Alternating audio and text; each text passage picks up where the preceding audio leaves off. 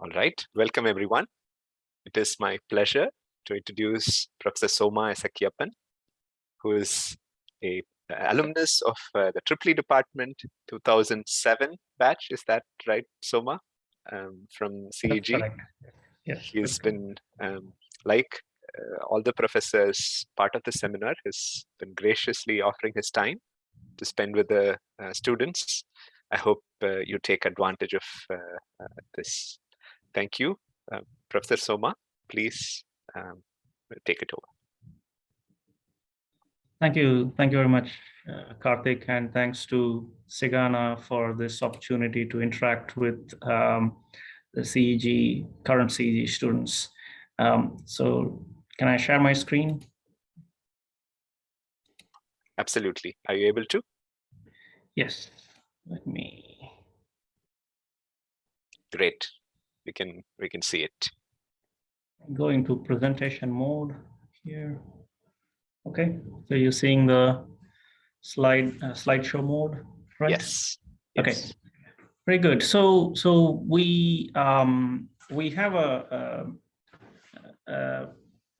small audience today. Of course, others might join soon.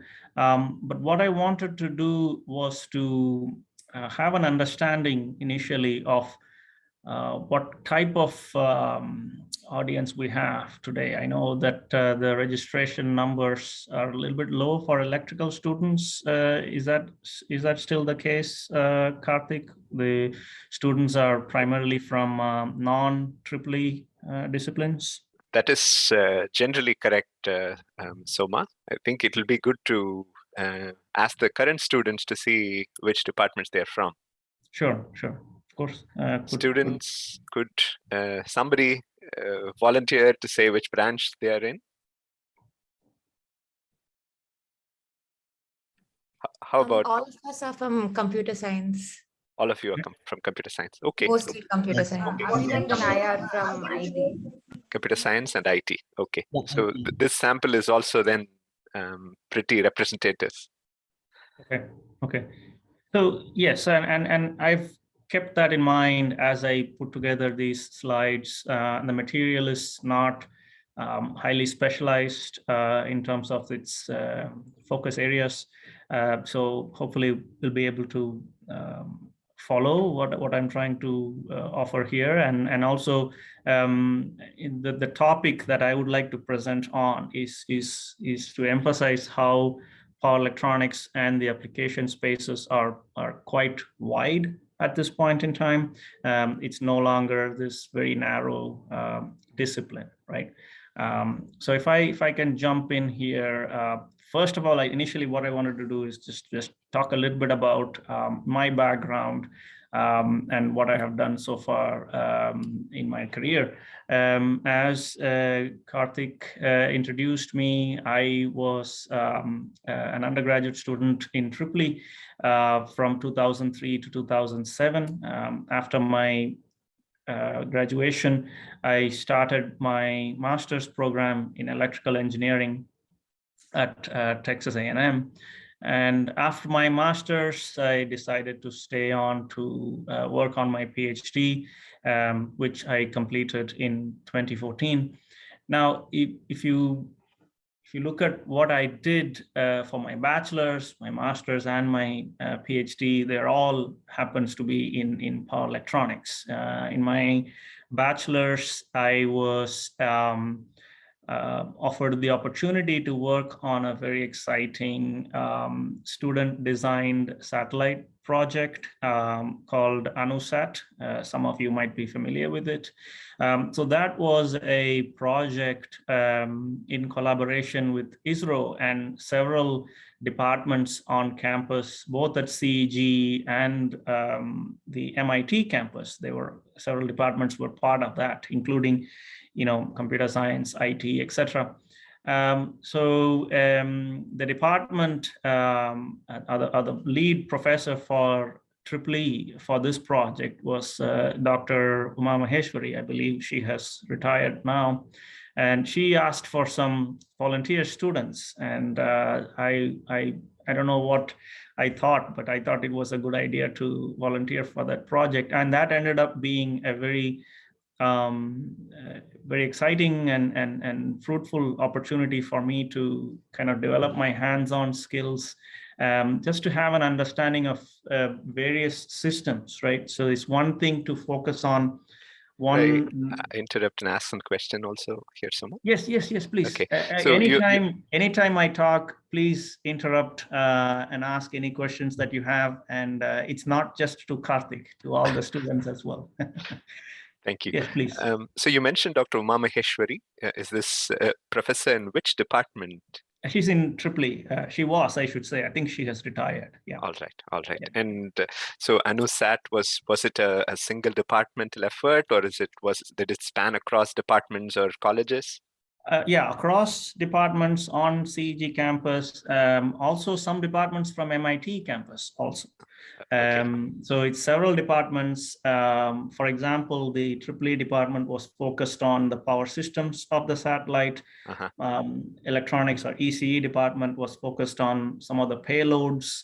Of course, there is communication, programming involved. So computer science was part of it. And obviously there is aerospace department on MIT campus.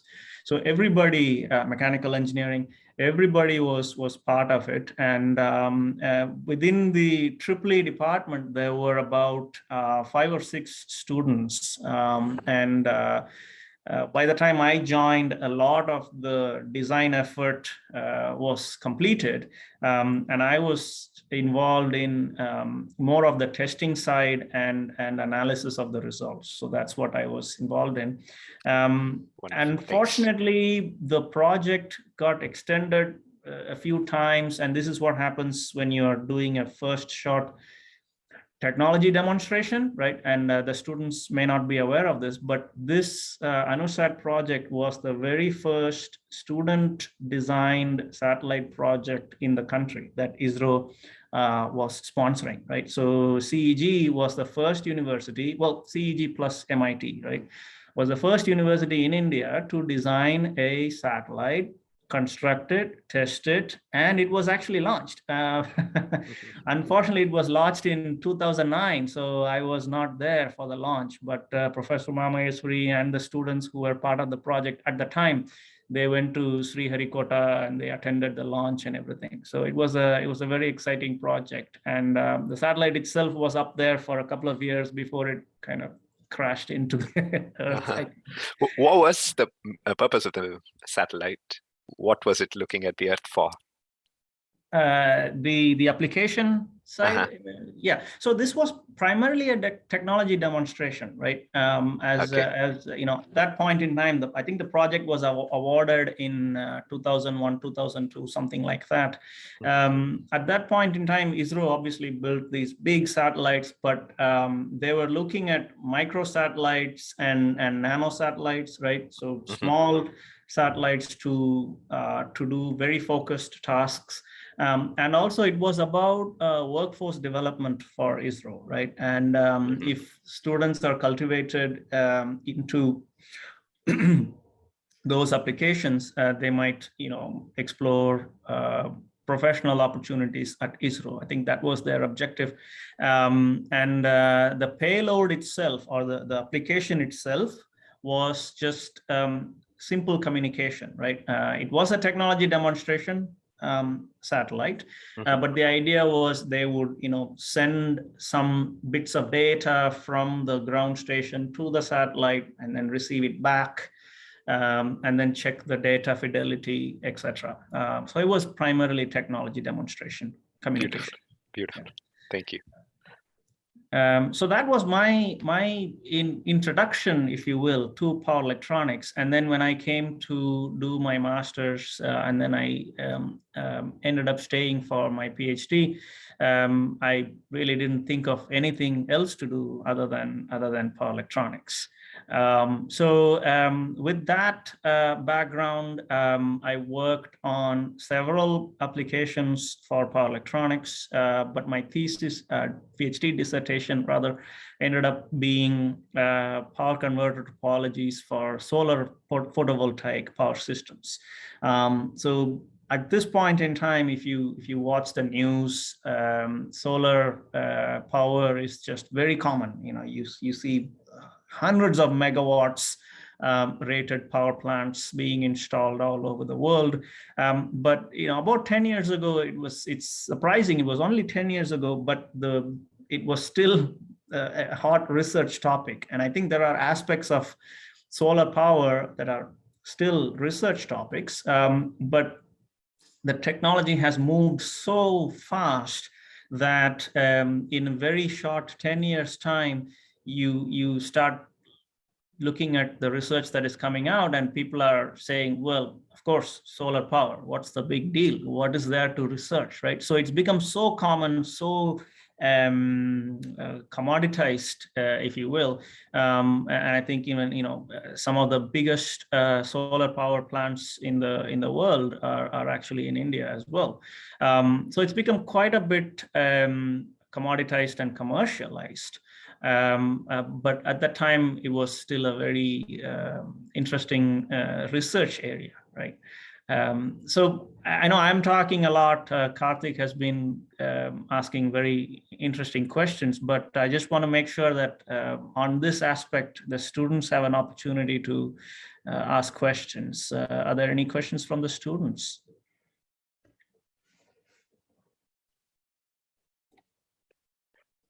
Okay. Any question is all right. You can even ask, oh, which professor did you like the most, or what did you hate in CEG? This is an opportunity to really interact with the professor. So no question is out of bounds. Feel free to really ask any questions. Sure. Yeah, absolutely. Yeah. So that was my educational background, and following that, I've done some teaching as well. You can see I served as a lecturer in the electrical engineering department at Texas A&M.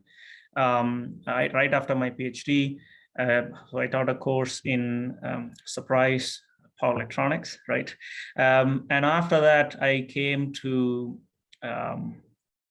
UNC Charlotte, and I did a postdoc here, and then I took a faculty position at the same center called Energy Production Infrastructure Center. We'll talk a little bit about that as well. So this happened till about the middle of 2021, and since then I've taken a different full-time position with a company called QM Power, and QM Power is involved in designing motors and motor drives for various applications, industrial drives applications, and also electric vehicles applications, right? As far as my industry experience goes, I have also done some internships. The first one was with Dell in Texas. And Dell, as you guys know, they make a lot of the personal computation electronics, right? Laptops, desktops, etc. But the group that I worked with, they primarily focused on computers for server applications, servers, data centers, etc. So of course, one needs to be very mindful of power consumption. If you have a large data center, power consumption and efficiency become very, very important, right? And those are the areas that I was focusing on during my internships there. And my second internship, I actually did 2 internships with GE Global Research. The headquarters for GE Global Research is in New York. I was involved in, once again, a lot of projects in solar PV and applications like that. GE Global Research actually also has a campus in Bangalore, working on several of the power engineering aspects there in Bangalore as well. And you can see here in this bullet point, I'm continuing to teach at the ACE department at UNC Charlotte, and I actually have I'm teaching a course this semester. So this, I think, ends up being very good for myself, because I'm able to stay in touch with the students and the academic side of things. And the students also have an instructor who has that industry mindset and industry background as well. So I think it's a positive thing for both myself and the students here. So that's about myself. I think beyond this, it feels a little bit of uncomfortable to keep talking about myself. So unless your students have any questions on the biography. May I ask what you focus on in QM Power? Right. So at QM Power, like I said, the company itself is involved in developing electric machines, and when I say electric machines, it's just a term for electric motors, right? Electric motors and power electronic drives for industrial applications and also electric vehicle applications. And my focus is primarily on emerging technologies for the company, as in what is the next new technology, right?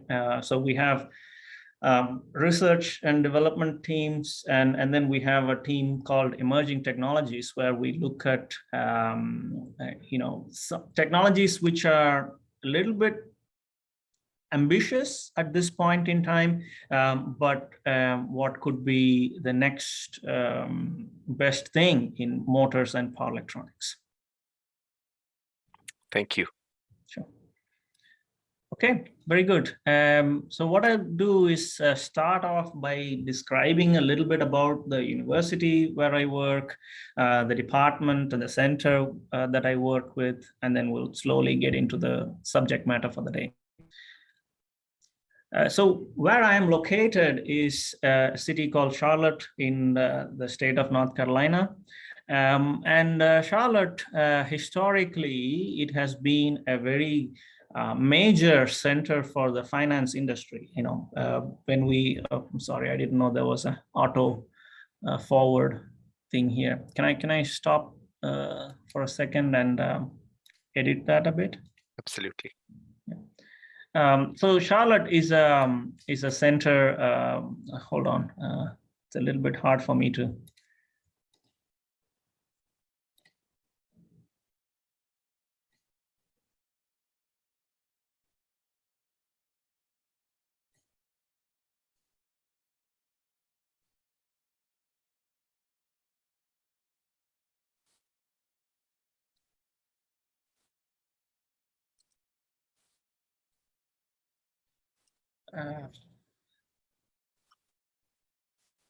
Okay, I'll just have to go back and forth, I think, because I didn't realize there was a auto advance. Yeah, so Charlotte is a major city in North Carolina. It used to be the center of the finance industry, but we all know what happened in 2008. There was a collapse in the finance industry, and after that, there's been a focus on developing the energy sector, right? So what you see is a large number of engineers and employees in the power and energy sector. You can see that in the number here, and we have a lot of power plants, power stations, transmission and distribution systems in the surrounding areas. And then there is this modernization of the power grid aspect. So there is a growing renewable energy portfolio, solar, battery energy storage. So North Carolina is one of it has one of the biggest installed capacity. And when I say installed capacity, it's the largest number and the capacity of solar power in the US. So there's a growing renewable energy portfolio, and then there's a change of power generation mix as well. So what we are seeing is that this evolution of a region into a substantial power and energy hub, like we have, Bangalore for IT and stuff like that, right? So the university itself. Is it fair to then think that North Carolina is a net power exporter to other states? I don't know. Very possible. So a lot of the power stations here in North Carolina are owned by this company called Duke Energy, and they have, for example, in Charlotte, surrounding Charlotte, there are 2 large nuclear power stations, right? So they produce probably a lot more power than it is consumed here. So it is very possible. Okay, thank you. So the university itself is located in Charlotte. So this is the picture of the campus, and that's the building where I am sitting right now, right? If I can jump forward. So some facts about the university and the ECE department. So this is the second of 17 universities in the University of North Carolina system. So we have about 30,000 students on campus. This is including, engineering, humanities, sciences, etc. And you can see this as 32% increase in enrollment in about 10 years, and that's substantial growth. And this follows the growth in how Charlotte has been expanding as well. The same thing is true for the ECE department. So we have a sustained growth in enrollment. So we have a lot of research focus. It's not just teaching. And we were one of the first PhD programs in the university, right? And you can see the numbers here. We've grown from about 600 10 years ago. In 2020, we are about 900. So almost 50% increase in 8 years. So this is, just looking at some finer details here. Out of the about 900 students, we have 730 undergraduate students and 160 graduate students. We have 37 full-time professors working in these so-called technical thrust groups. We have computer systems, we have communication, control and signal processing, devices and circuits, and then power systems, which is the area that I am part of. Electrical engineering, we have 2 degrees within the department, right? Electrical engineering and then computer engineering. And within electrical engineering, these are our focus areas, research areas. We have communications, electronic circuits, power systems, and energy.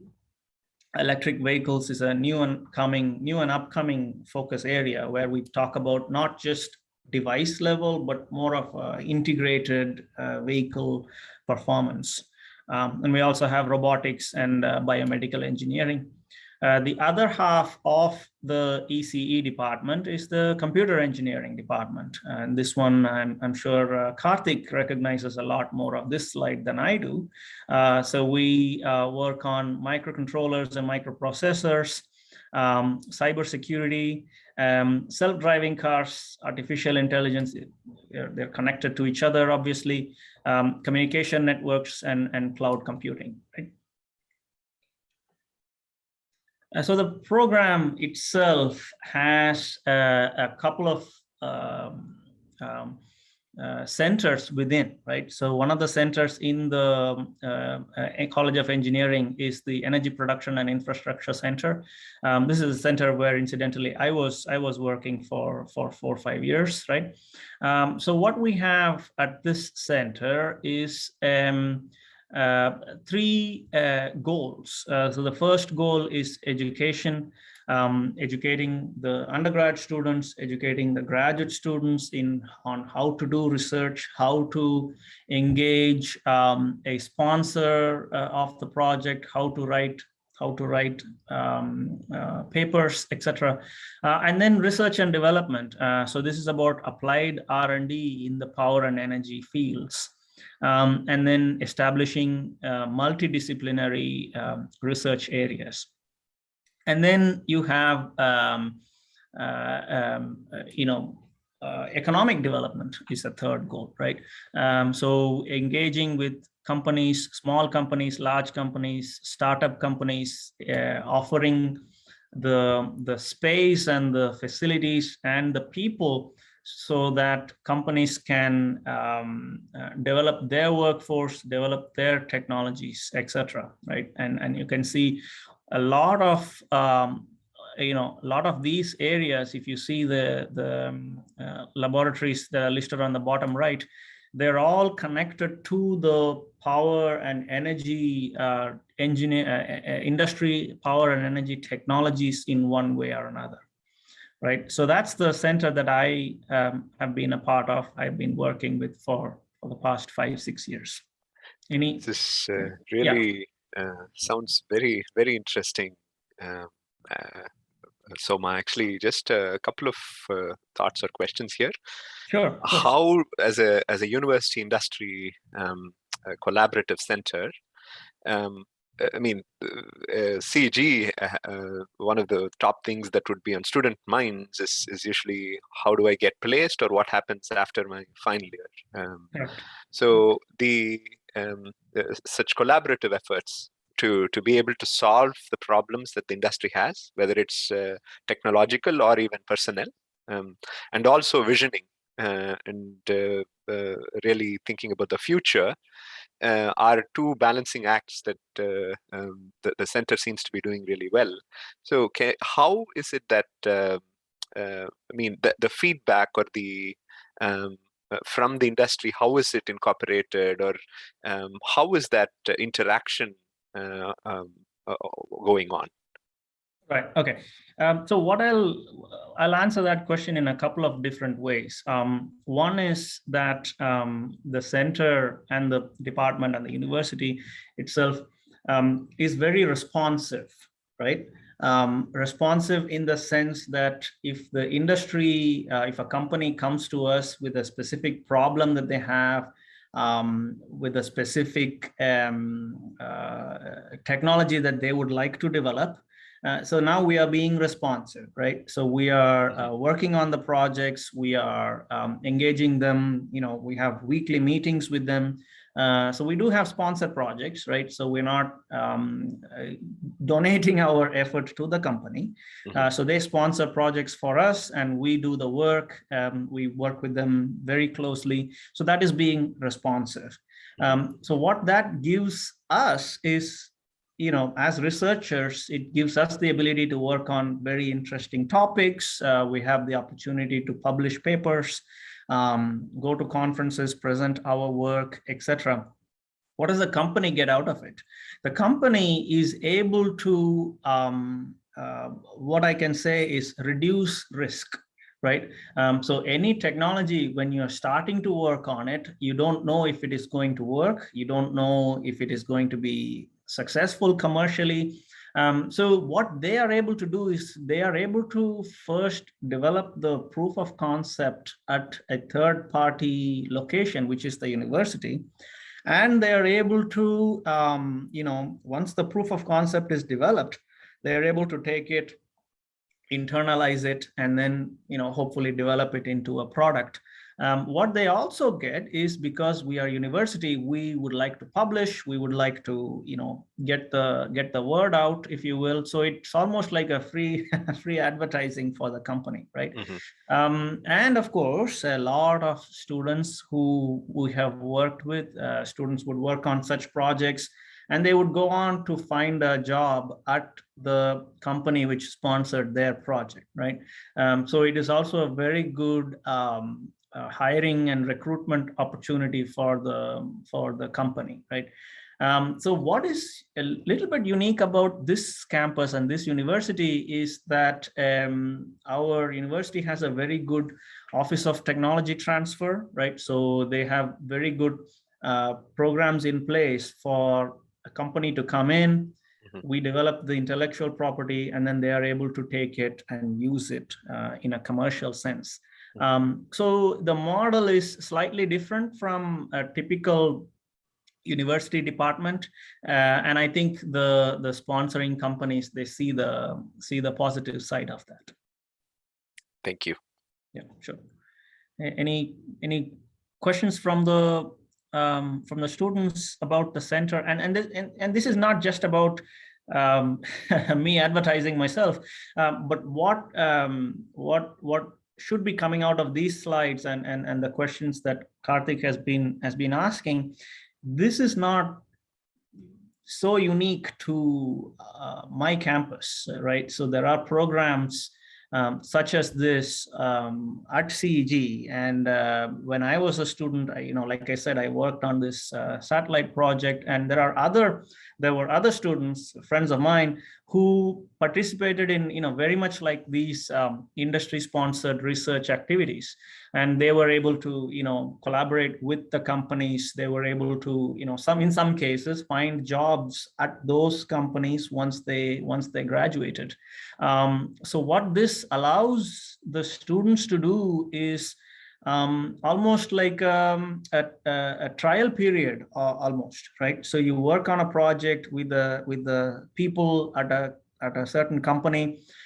You get introduced to the technology that they are working in, and then by the time you graduate with your bachelor's, if you like working with them, if you like working for that company. So I would very, very strongly encourage the students, doesn't matter which department, it could be electrical, it could be electronics, IT, systems, mechanical, etc. I would very much encourage the students to seek those opportunities, go and talk to the professors who are very strong in research in their departments, and they would be very happy to take you in if there are any opportunities to do research.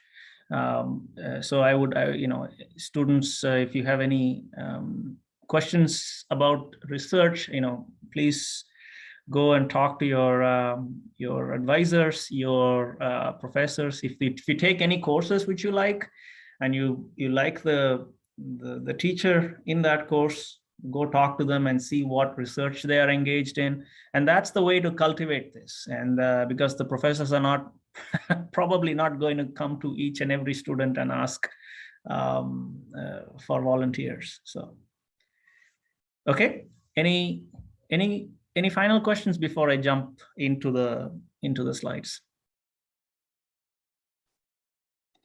Okay, very good. So the topic that I want to discuss in today's meeting, and also we have a couple more meetings coming up later this week and next week, is about power electronics. And power electronics, it's as a term, it might need a little bit of description for the audience that we have today. We all know the definition of the word power, electric power. We all know the definition of the word electronics.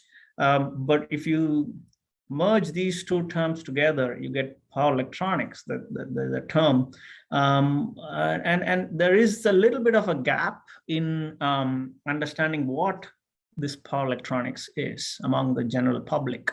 Power electronics is not power, and power electronics is not electronics, right? So it is about developing systems and devices that enable multiple applications, including these things that are listed on the bottom. So power electronics enables new technologies in communication. And when I say communication, we're talking about computing, we're talking about data center power, consumer electronics. You can see this thing here. We have traction applications, electric vehicles, locomotives, electric locomotives, maybe scooters and things like that. Renewable energy and energy storage. We're talking about solar, photovoltaic, wind power, energy storage, which is in the form of battery energy storage in most cases, and then more electric aircraft or ships. So these are very massive consumers of power, and by electrifying these vehicles and also subsystems inside these vehicles, you can improve efficiencies quite a bit, right? So power electronic, we like to call it an enabling technology, which means that there is no end use application that is purely power electronics. In other words, you'll go to an electronics store and you buy a computer. You go to an electronics store and you buy a cell phone or a television or whatever, right? Or you go to a car dealer and buy an electric car. But there is no such thing as you don't go to a power electronics store and buy some power electronics, right? So, some of you probably sat through Karthik's material as well. And when he works on a computer engineering, chips and things like that, that it's also an enabling technology. You're not going to an electronic store to buy a CPU by itself. No, you're going to buy a whole computer, right? So that's what we mean by an enabling technology. It's not an application layer, but it's more of a devices or underlying technology here. So any questions on this so far? Because it helps to understand this aspect before I run through my material. I'm gonna jump in if the students don't have questions. Of course. Yeah, I think we need to kind of encourage them. By the third or the fourth meeting, I think the students will be talking. Yeah, go ahead, please. So as a student who has not taken any power electronics course myself, but only having seen it from one area of application in the area of computers and data center consumer electronics, is it then a fair understanding to say the topic that you're covering is one of conversion of maybe creation, conversion, and storage of electrical energy? Is that what we're talking about? Precisely. Yeah. So power electronics, what it allows us to do is there is a different mix of generations, right? So there is a different mix of power generation. You have your traditional large power stations, coal, natural gas, nuclear, hydropower. You have all these power stations. It's a mix, right? And then you have very different types of consumption, right? So you have your lighting in your house, your motors to spin the fans and the pumps and things like that. You have air conditioning, you have refrigerators, you have electronics, as you mentioned, you have electric vehicles.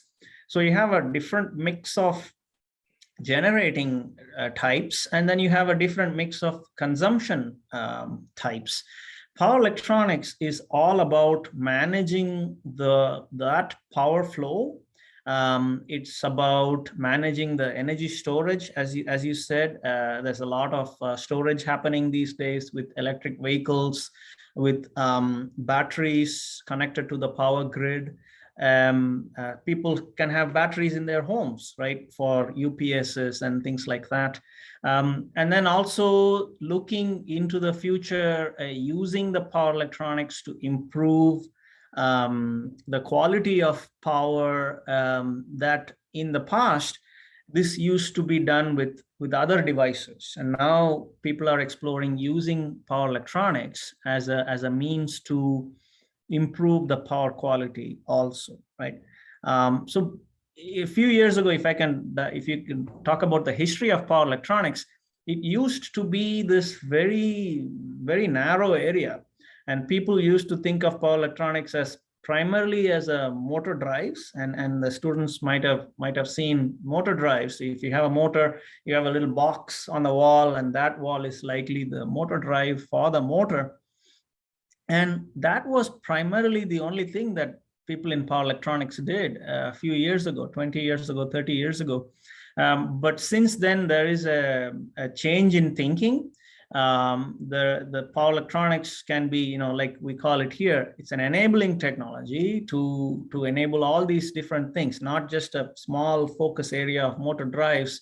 So if you guys walk into the play department on campus, you will see a large number of motors in that lab, in the machines lab, right? It's a large number of motors. Some of you may even be taking some lab courses there. I don't know how it is now, but at least that's how it was 10, 15 years ago. So motor drives was a key focus area. But since then, things have started to change, and you can see the wide variety of applications that power electronics is able to meet. Thank you. Yeah. So Karthik, you bring up an interesting point.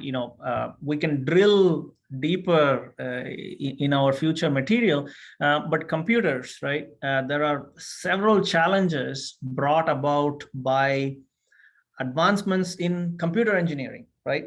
So the advancements in computer engineering cannot happen independently from advances in power. You can't propose something without developing the power and the computer engineering simultaneously, right? Mm-hmm. And that's where we need to have system level thinking. Mm-hmm. Absolutely. I mean, there is a whole group of army of people that try to make computers sip as little of energy as possible, right, to last long. Right. And of course, it's a whole ocean of field by itself. Correct. Yes. And I'll bring out some of the points, some of the challenges that we have faced and we continue to face as power engineers, because the advancements in computer engineering are usually much faster, right? So we'll talk about that. Thank you. Okay, very good. So anything on power electronics from the students? I think we need to have an exam. That's how we can make them ask questions, right? or we can just pick a student and just That's true. Yeah. ask if they have any thoughts. Make them uncomfortable, right? Okay, very good. So jumping in, so there are, like I said, the technology is changing, the world is changing, and you can see this cartoon here. There used to be a mindset that there was this very limited types of generating sources. You used to have coal, natural gas, hydropower, and basically you had nuclear power, right? So that thinking is changing, right? So people are now looking at, when I say people, not just researchers, governments, right? As you all know, a lot of governments, they would like to switch to a completely renewable source of power generation by the year 2025, 2030, 2035, etc. So that's a changing trend, and that's a changing demand, because the world itself is changing. Not only governments, people are demanding power generation which has reduced carbon impact, right? CO2 emissions are a big concern. So that is happening as we speak. And there is we talk about the power generation, not just generation. Like I said, it's a mix of generation happening. There's mix of loads or consumption happening as well. So you have industrial loads, as in, large factories consuming power. You have commercial loads, large buildings, offices, etc. And then you have residential loads, houses primarily, right? So there is, like, where is power electronics in this picture, right? Now, 20 years ago, 30 years ago, power electronics was primarily here, industrial loads, right? But now power electronics is everywhere. You have power electronics here in the generating units. You have in the residential applications, your cell phone charger is power electronics, right? You have commercial loads that have power electronics.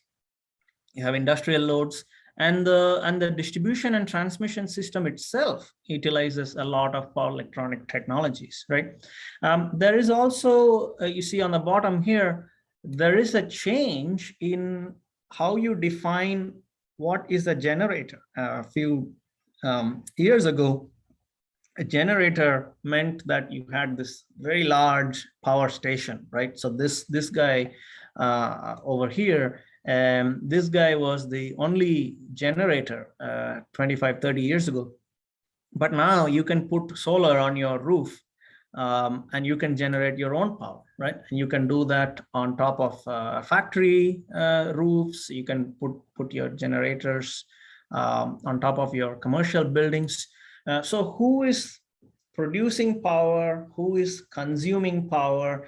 It used to be one direction, unidirectional. So you used to generate power over here in the generating station, and then it was sent out through these lines, like big lines that you see driving on the road. And then you would go to the substation, and then you go to the transformers in your street. And then it would go to the factories or their offices or your houses where the power was being consumed. It's just one direction flow. But now, because you can generate and store, generate power in your own facility, in your own houses or your factories or your offices, you have the ability to push power back in the opposite direction. You have the ability to store the power. You have you have the ability to send power from, let's say, this factory. You produce a lot more solar from your roof than what you need. You can send it to the other customers, right? So you can make such multiple directional flows possible in this new paradigm, right? In this new world. So before, it used to be, like I said, generation, transmission, distribution, and then consumption. But now there is a power conversion stage where power conversion is actually everywhere these days. And you're able to transfer power, you're able to store energy, you're able to manage the when your power is being consumed. For example, I can have solar on my roof, and I can have a small battery in my house, right? So during the day, I can use the power from the solar PV or solar photovoltaic on my roof for my uses during the day. And then if I'm producing any excess power, I can put it in the battery, and when the sun goes down, I can start discharging the battery, and then I can use up that stored energy, right? So you're starting to see a completely new picture of what the power grid is going to look like, right? So this was a very simplistic diagram, or a very simple grid that used to be 20-25 years ago. But the grid now, it looks like this. Immediately you recognize this is a much more complex picture. So you can see generation. When they say grid, it just means the transmission and distribution. And then you have the loads for industry and large commercial. You can put residential in here as well. And then you have transportation applications, right? So this is a completely new space, which really did not exist except for electric trains, right? So you can see on the left there is this one picture on the top, so-called traditional. This is what your nuclear and coal and natural gas, right? And you can see that's only one item on this list. There are so many others now. You've got wind power, pumped hydro for energy storage, and then you have solar, some hydrogen even, and then you have storage, battery energy storage, and then you have high voltage DC transmission systems. And then beyond the grid, you have these various different loads. You have your factories, and you have your commercial offices, etc. And then you have electric vehicles, right? So you have a little electric car there, your transit bus and train. There's even a ship here, right, for more electric ships and more electric aircraft. So, you know, you could jump between these two images. You can see this was a very simple picture 25, 30 years ago.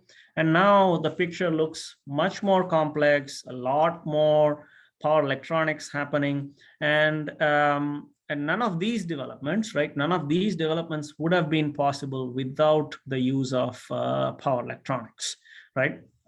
And there are different ways of looking at this. One way of looking at it is this concept of virtual power plants, right? So before, if I can jump a couple of slides back, this unit that you see on the top, so-called generating unit, that was the only generator in the technology, right? But now you have all these different generating technologies, and the idea is, can you use these, can you group them and make them operate as one unit? And that's the virtual power plant concept.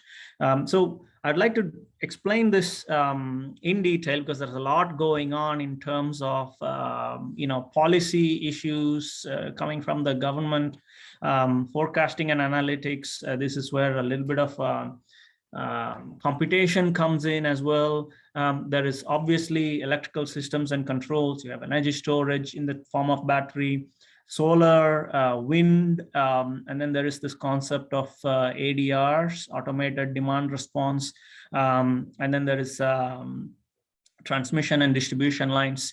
So there's a lot going on in this picture. So I would like to make sure that I have